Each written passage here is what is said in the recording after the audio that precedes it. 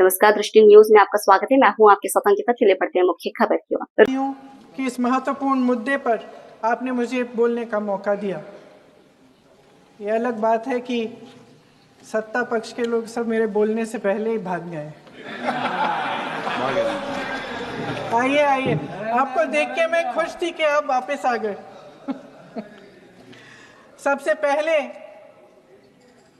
मैं उन सैनिकों, उन जवानों, उन अफसरों को नमन करना चाहती हूँ जो हमारे देश के रेगिस्तानों में, हमारे देश के घने जंगलों में, बर्फीले पहाड़ियों पे हमारी देश की रक्षा करते हैं, जो हर पल देश के लिए अपनी जान देने के लिए तैयार रहते हैं। 1948 से लेकर अब तक, जब से पाकिस्तानी रेडर्स ने कश्मीर पे हमला किया, तब से लेकर अब तक हमारे देश की अखंडता की रक्षा करने में उनका बड़ा योगदान है।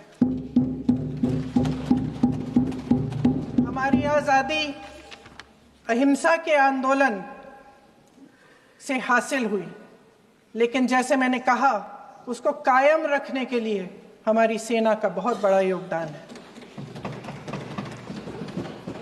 अध्यक्ष महोदय, कल मैं सदन में बैठी हुई सबके भाषण सुन रही थी। आदरणीय रक्षा मंत्री महोदय ने बोला, सत्ता पक्ष के कई मंत्रियों ने बोला। 1 घंटे का रक्षा मंत्री जी का लंबा भाषण था। सुनते सुनते एक बात मुझे बहुत खटक रही थी। उसके बाद जब दूसरे भाषण भी सुने आपके सत्ता पक्ष के, तब भी ये बात बार बार मेरे मन में आ रही थी कि सारी बातें कर ली, ऑपरेशन सिंदूर की बात कर ली, आतंकवाद की बात कर ली, देश की रक्षा की बात कर ली, इतिहास का पाठ भी पढ़ा दिया, लेकिन एक बात छूट गई। उस दिन 22 अप्रैल 2025 को जब 26 देशवासियों को अपने परिवार के सदस्यों के सामने खुलेआम मारा गया, तो ये हमला कैसे हुआ, क्यों हुआ?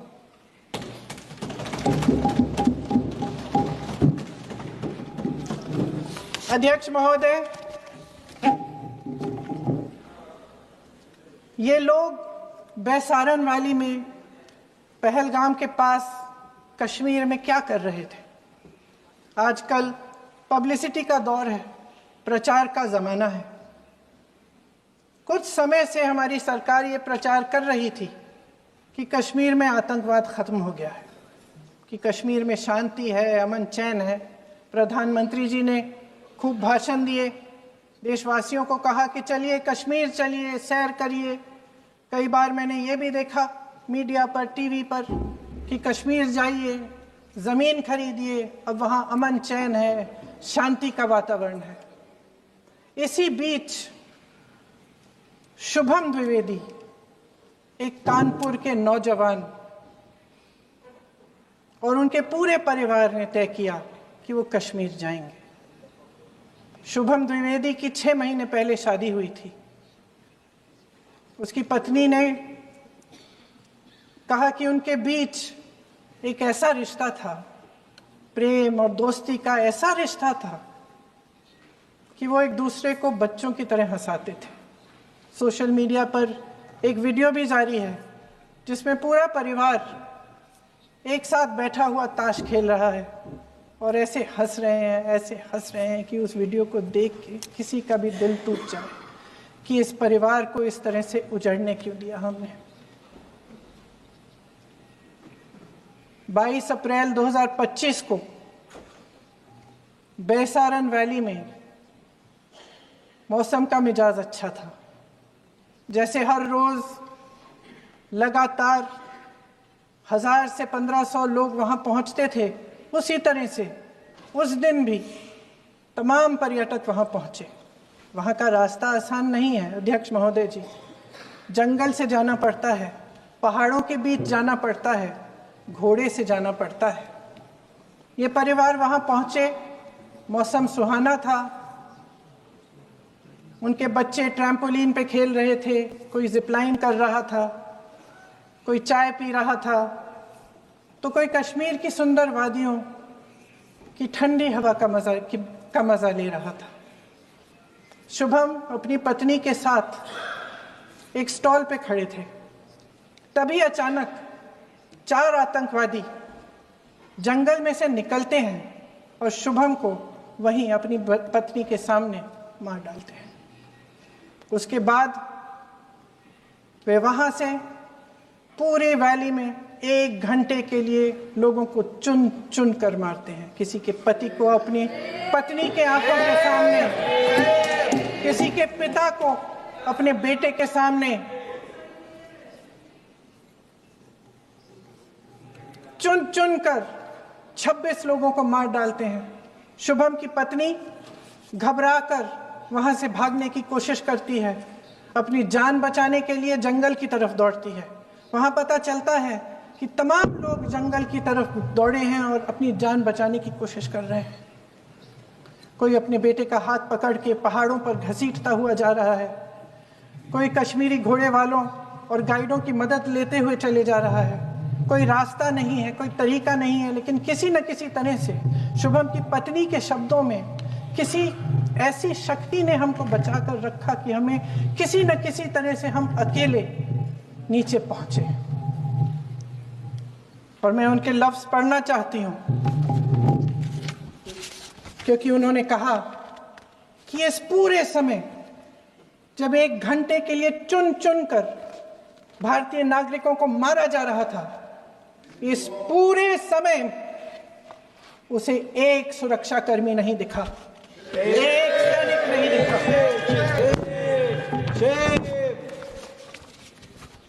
शुभम की पत्नी ने कहा, कोट, मैंने अपनी दुनिया को खत्म होते हुए देखा, अपनी आंखों के सामने एक सिक्योरिटी गार्ड नहीं था।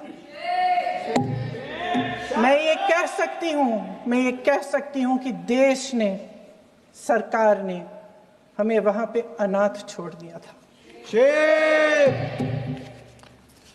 सिक्योरिटी क्यों नहीं थी वहां? वहां पे एक सैनिक क्यों नहीं दिखा?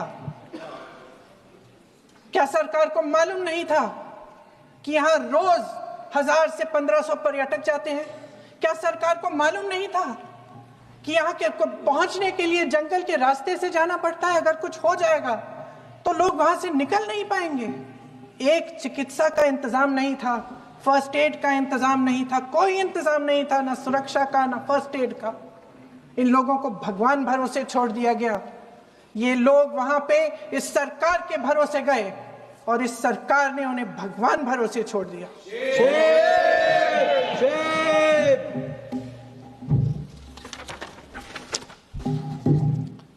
मैं पूछना चाहती हूं, ये किसकी जिम्मेदारी थी? इस देश के नागरिकों की सुरक्षा की जिम्मेदारी किसकी है? क्या इस देश के प्रधानमंत्री की नहीं है? क्या इस देश के गृह मंत्री की नहीं है?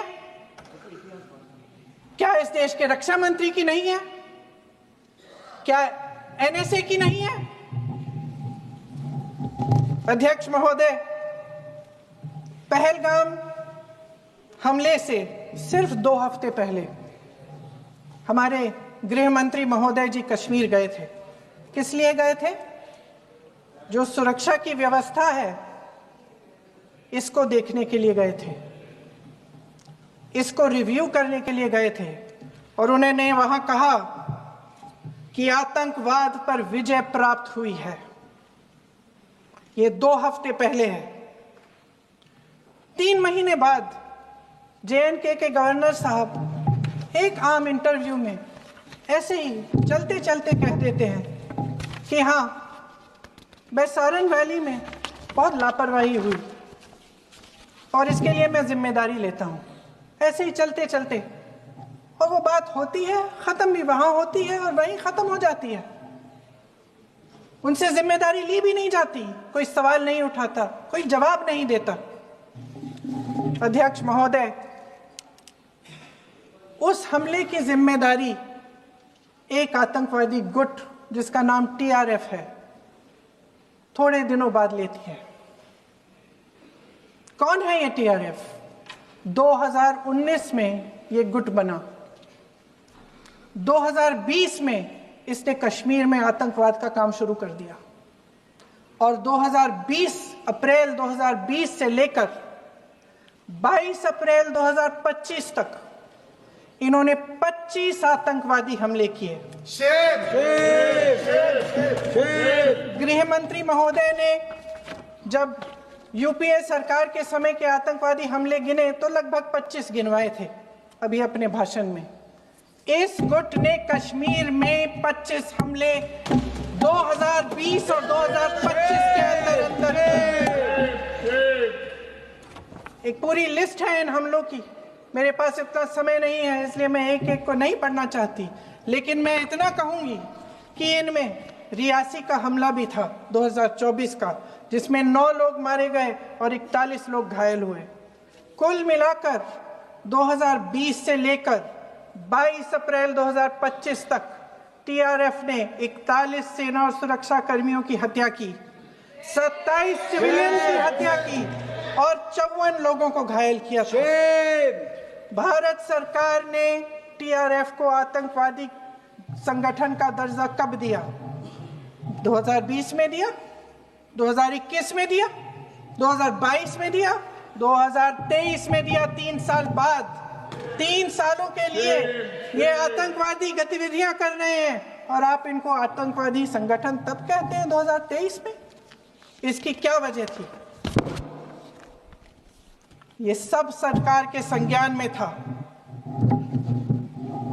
और आप मुझे बताना चाहते हैं, सत्ता पक्ष के नेता बताना चाहते हैं कि ये सब आपके संज्ञान में था, लेकिन कोई भी एक ऐसी एजेंसी नहीं है हमारी सरकार की जिसको पता चला कि ऐसा हमला, ऐसा भयानक हमला होने जा रहा है हमारे देश में, कि पाकिस्तान में बैठे हुए इस हमले की योजना बन रही है कि हम भारत जाके हैवानियत करेंगे, 26 लोगों को मार डालेंगे और हमें पता ही नहीं है।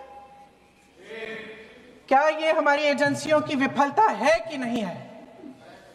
ये बहुत बड़ी विफलता है, ये एक बहुत बड़ी विफलता है। जानते थे कि ये गुट है, जानते थे कि 5 सालों से ये आतंकवादी हमले कर रहा है, अध्यापकों को मारा, आर्मी के बड़े बड़े अफसरों को मारा, आम जनता को मार डाला, पुलिस वालों को मार डाला, और आप इन पे निगरानी नहीं रख रहे थे। और ये जो एजेंसियां हैं इनकी जिम्मेदारी कौन लेगा? क्या आईबी चीफ ने अपना इस्तीफा दिया? क्या किसी ने इस्तीफा दिया? गृह मंत्री जी के कार्य क्षेत्र में आता है इंटेलिजेंस ब्यूरो। क्या गृह मंत्री जी ने इस्तीफा दिया? इस्तीफा छोड़िए, जिम्मेदारी ली।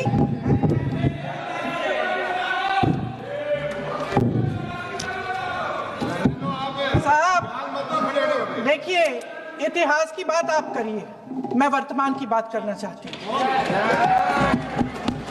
आपको तो एक बहाना चाहिए, आपको तो एक बहाना चाहिए। पूरे परिवार का नाम गिनवा देते हैं। अरे अपनी जिम्मेदारी खुद लीजिए। 11 सालों के लिए तो सत्ता में आप हैं। अभी नेहरू को छोड़ नहीं रहा। कल माननीय गौरव गोगोई जी ने अपने भाषण में पूछा गृह मंत्री जी से, क्या आपकी जिम्मेदारी नहीं थी? मैं देख रही थी। राजनाथ जी, रक्षा मंत्री जी यूं यूं अपना सर हिला रहे थे, कुछ बोले नहीं। अंदर से महसूस हुआ होगा कि यहाँ कुछ जिम्मेदारी थी, लेकिन माननीय गृह मंत्री महोदय जी हंस रहे थे, वे हंस रहे थे।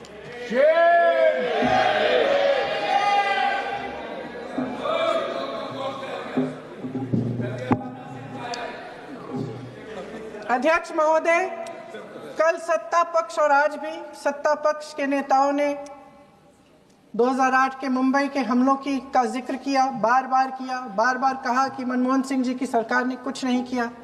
ये तो जानकारी होगी ना कि उसी समय जब वो आतंकवादी हमला चल रहा था तभी उन आतंकवादियों को मार डाला था, एक बचा था और उसको भी फांसी दे दी थी 2012 में। महाराष्ट्र के मुख्यमंत्री ने इस्तीफा दिया, देश के गृह मंत्री ने जिम्मेदारी लेकर इस्तीफा दिया।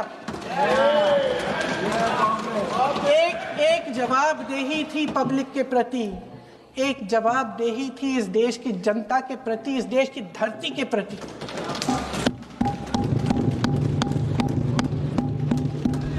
राजनाथ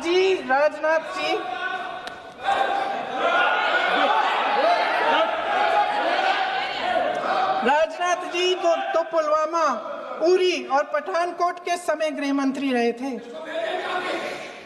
आज वे रक्षा मंत्री हैं और हमारे गृह मंत्री महोदय श्री अमित शाह जी के नाक के नीचे पूरा मणिपुर जल गया, दिल्ली में दंगे हुए, पहलगाम में हमला हुआ और आज भी वे उसी पद पर बैठे हैं। क्यों? अध्यक्ष महोदय, बमबारी से अखबारों के हेडलाइन बनते हैं, मगर कहानी सुरक्षा में की चूक में भी है। आज देश खोखले भाषण नहीं सुनना चाहता, देश जवाब चाहता है, तसल्ली चाहता है कि सच उससे छिपाया नहीं जाएगा।